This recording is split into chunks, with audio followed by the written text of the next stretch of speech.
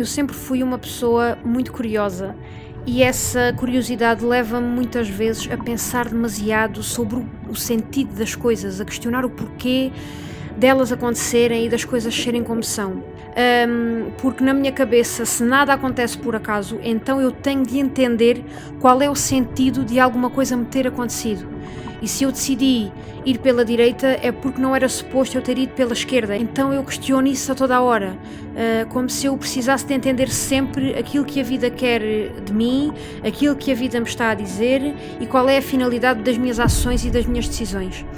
Só que, apesar de eu continuar a acreditar muito nisto e continuar a ver beleza nessa forma que a vida tem de nos mostrar que nós no final vamos sempre parar ao sítio certo, eu acredito muito nisto, às vezes também dou por mim num ponto que já é cansativo, porque eu tenho-me apercebido que essa minha forma de estar afinal não é só curiosidade, mas é também uma tentativa de controlo.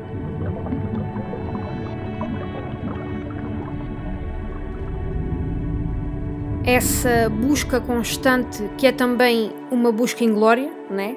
De querer encontrar um porquê, nem que seja a força, e entender o propósito de ter tomado uma decisão de merda, ou da vida ter trazido um desafio difícil, ou um imprevisto que eu não esperava. Às vezes não sei até que ponto é que também não é saudável parar de fazer isso. Não sei se alguém concorda comigo, mas se calhar nem sempre há uma lição valiosa a tirar. A vida às vezes é só uma merda. A vida às vezes é só boa, às vezes é só difícil, às vezes é só prazerosa e incrível, às vezes a vida só nos pede para sentirmos o vento. Não há nenhum propósito grandioso em sentir o vento e ainda assim isso não deixa de ser lindo, não é? Às vezes a ideia é só comer pão quente com manteiga, dormir uma sesta à meia da tarde, brincar com o cão, andar descalço, fazer amor, abraçar quem se ama. Às vezes é só sobre chorar, sozinho na cama. Chorar e sentir saudades e não saber para onde ir. Às vezes é só sobre estar perdido e aceitar que se está perdido. Só isso. Nem sempre a vida nos pede uma moral extraordinária ou uma lição profunda. Pede-nos apenas que a gente a viva. E talvez a melhor forma de nós a vivermos bem seja precisamente isso, não andar constantemente à procura de lições, nem nos sentirmos nessa obrigação exaustiva de encontrar o porquê de tudo. Às vezes não há porquê, às vezes não há porquê nenhum. E eu acho que começo a acreditar que existem sim coincidências. E eu já falei aqui no canal sobre isto, sobre esta liberdade que eu me dou a mim própria de mudar de ideias. Eu acho que existem sim coincidências e acho que a vida às vezes também tem os seus acasos e que esses acasos não têm nenhum desígnio. Pronto, às vezes nós íamos por um lado e por acaso fomos por outro. E nós obviamente que podemos dar nome a esse acaso, pode ser Deus, pode ser o universo, pode ser a energia, pode ser a natureza, mas deixo esta hipótese no ar, né? Que seja qual for o nome que a gente dá ao acaso, ele não deixa de ser acaso. Se calhar a vida é só porque sim. Tomei uma decisão má porque sim. Tomei uma decisão incrível porque sim. Decidi desta forma e não daquela porque sim. As coisas acabaram porque sim. Né? É só uma hipótese que eu estou a partilhar convosco. Que eu nem sequer sei se acredito nela, atenção. Não sei, talvez não seja preciso andarmos sempre em busca de respostas para tudo, vindas dos astros e da poesia. Se calhar a vida não nos pede conclusões a toda a hora. Pede-nos apenas, lá está, que a gente a viva.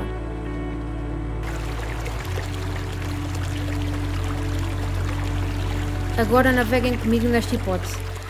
Imaginem, não era irónico se nós passássemos por esta vida cheios de teorias sobre o propósito de tudo e no final percebêssemos que isto foi só uma grande coleção de coincidências e acontecimentos totalmente aleatórios que não significaram nada? É que dei por mim a pensar no quão cómico seria nós descobrirmos isto. Depois de todo o esforço que nós fizemos para entender o sentido da vida, percebermos que a vida afinal não tinha sentido nenhum senão o de ser vivida.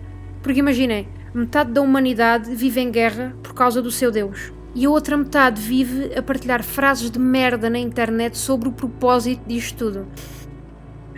E no final morrem as duas metades, né? Morre toda a gente.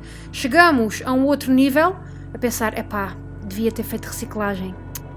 Eu acho que não fui boa pessoa o suficiente, nunca fiz voluntariado. Deixa lá ver se isto dá para ir para o céu. E estamos ali naquele vácuo, né? Naquele limbo, a fazer contas à vida, a pensar se fomos assim tão boas pessoas, até chegar alguém que nos diz: olá, seja bem-vindo, o senhor morreu. Tá bom, não há céu, não há inferno, só existe um grande nada, tão vazio e oco que a sua inteligência de humano não consegue sequer compreender o quão vazio significa o verdadeiro vazio.